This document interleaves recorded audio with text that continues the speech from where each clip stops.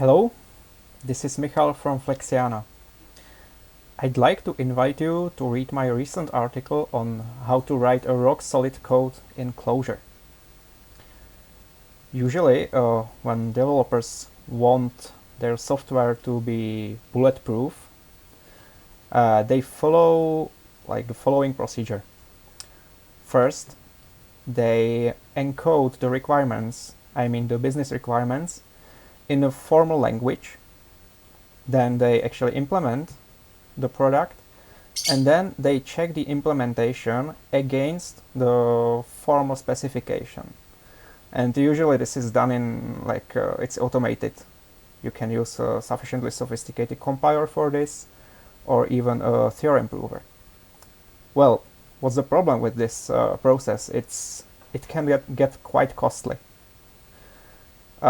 You can't just pick a random guy on street and expect him to be familiar with methods of formal verification of software.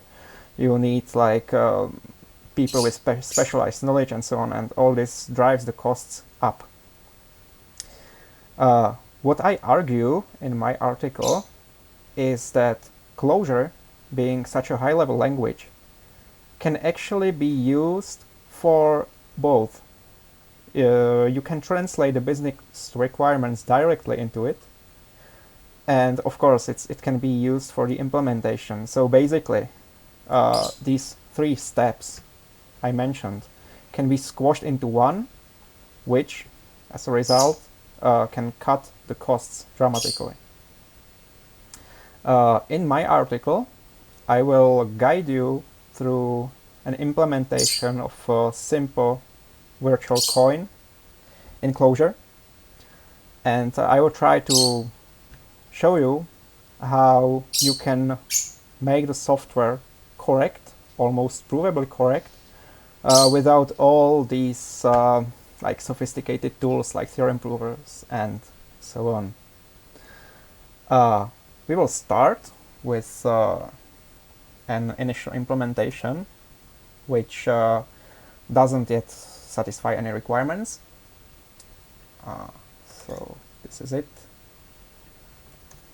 You will notice that I use multi-methods quite a lot, but you can find some explanation of why I do it in the article. So we have this initial implementation in place, and now we will make a kind of a reduction of the list of requirements. So for example, now the first requirement we have, at any given time the virtual coin can only have a single owner, which kind of makes sense. Okay, so let's extend our implementation with this requirement. Okay, now another requirement: running two transactions in parallel never results in an inconsistent state.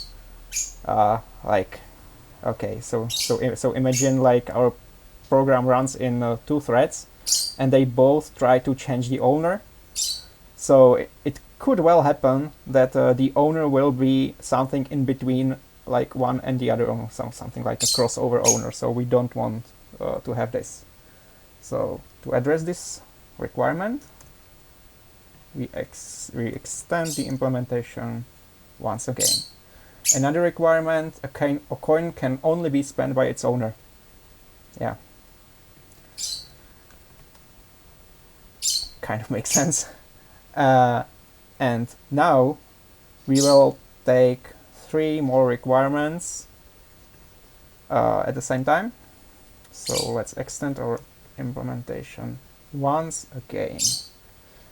Okay, and the last one: sending a coin is equivalent to changing its owner. This is basically, an idea taken from Bitcoin. And now all the requirements should be addressed, and if I run this code, I should be able to send a coin to our parent Eliška. So, are you getting a coin or not? Well, no spoilers here. The link to the article is below, so I hope you will enjoy reading it. And thanks for watching. See you.